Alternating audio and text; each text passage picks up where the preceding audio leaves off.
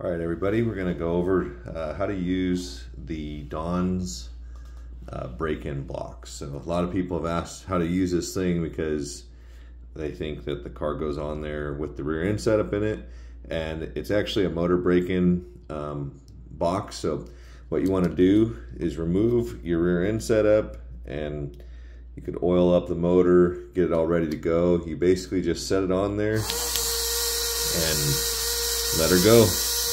And some guys, you know, they'll use different means of keeping the car from moving around. I mean, if they're out of balance, I'm gonna turn that down or off so that you guys can hear me. But if the car is out of balance or it doesn't have strong traction magnet, it is gonna move around. Or if it doesn't have magnets at all, I mean, it's just gonna be sitting there.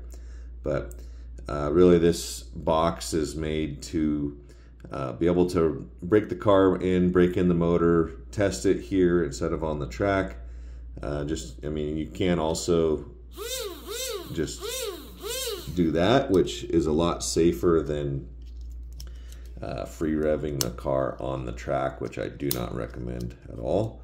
But you can also hang the car off and make sure your gear mesh sounds good, all of those checks, and that's pretty much it. So this is a product made by a gentleman named Don.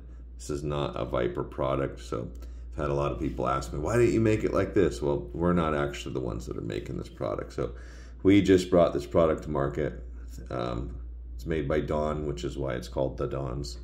But if you guys have any other questions, feel free to leave them in the comments, and we'll see you at the next one.